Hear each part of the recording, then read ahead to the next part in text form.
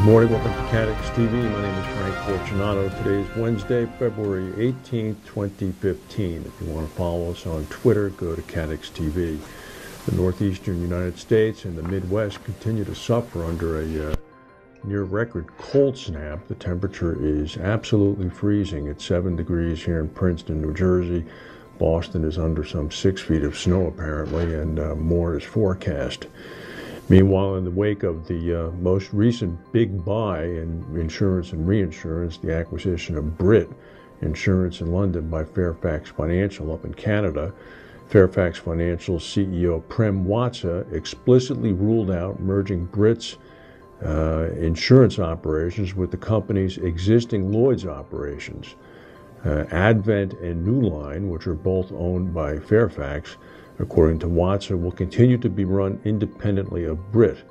He said each of our companies are run independently. Odyssey Re in the U.S. is run independently. Newline is run independently. Advent is an independent syndicate run independently, and that's how it's going to be. Watsa explained that Brit will be left in the hands of management and driven from London. It will be run separately with the exception of investment, of course, he said, which will be centralized by the company. No word yet on the status or role of the former chairman of Lloyd's, Richard Ward, who last year took on the role of chairman of Brit. Fairfax announced last night that it had agreed to acquire Brit for cash consideration equal to around 1.6 of forward book value, better than the price that XL paid for Catlin, which was 1.4. A magnitude 5.0 earthquake struck central Chile yesterday morning, rattling buildings in Santiago, but there were no reports of any damage. The quake was about 75 miles northwest of the capital. It had originally been reported as a 5.9 quake.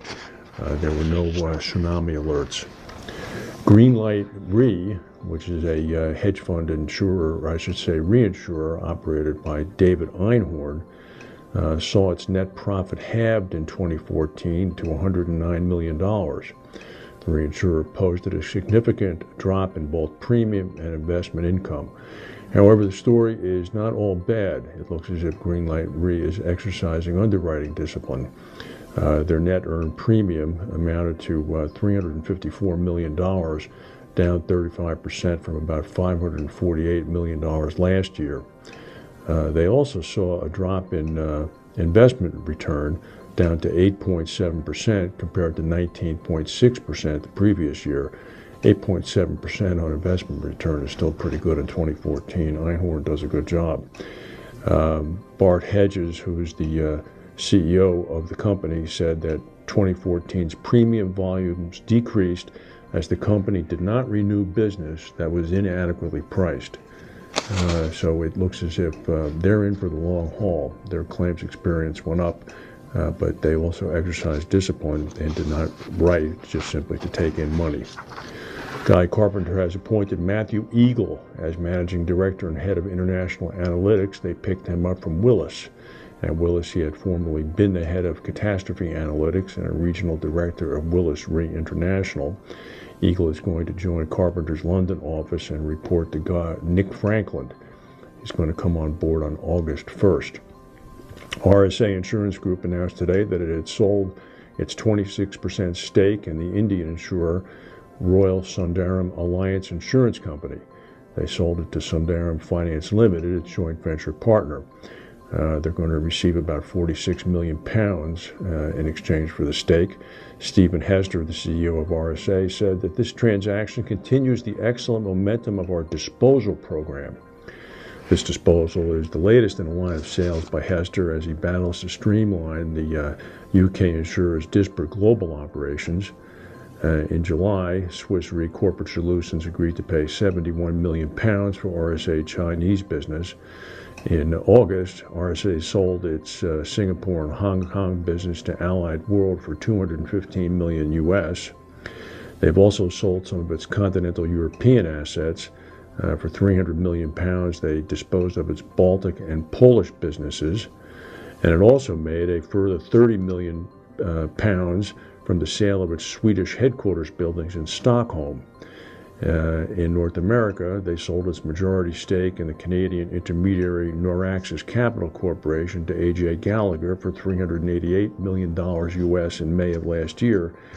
By my reckoning, this comes to about $1.45 billion in cash generated by Mr. Hester through his disposal program, which is pretty good if the business is not performing. Here's some interesting news. A top Iraqi diplomat told the UN Security Council yesterday that ISIS is harvesting the organs of its victims to fund its murderous operations. This is the latest charge in a list of barbarity that also includes mass beheadings, burning people alive, crucifying children, and throwing people off buildings. The shocking claim was presented by the Iraqi ambassador to the UN, who said bodies have turned up in mass graves bearing surgical incisions and missing organs such as kidneys. Ambassador Mohammed Al-Kahim leveled the charges as he asked the Security Council to investigate whether harvesting and selling the organs of those it executes are funding ISIS operations. Al-Hakim said a dozen doctors have been executed in the Iraqi city of Mosul for refusing to participate in organ harvesting. Unbelievable. Here's some interesting news. If you live in Columbus, Ohio, especially in March, actually, it looks as if John Travolta is going to be coming to your town. An independent movie featuring Travolta is going to be shot in Columbus, Ohio. Filming is going to begin of the action thriller I Am Wrath in March. The movie will have about a $10 million budget, making it one of the largest movie projects to come to Columbus in recent years. Travolta is portraying a man out for justice after a group of corrupt policemen are unable to catch his wife's killer. The producers picked Columbus over locations in Mississippi. Filming is expected to last several weeks. Nationwide Insurance is headquartered in Columbus. I do hope that they manage to meet Mr. Travolta, or vice versa. That's the news for today. If we have any breaking news, we'll come back and tell you. If not, thank you for watching, and we'll see you tomorrow.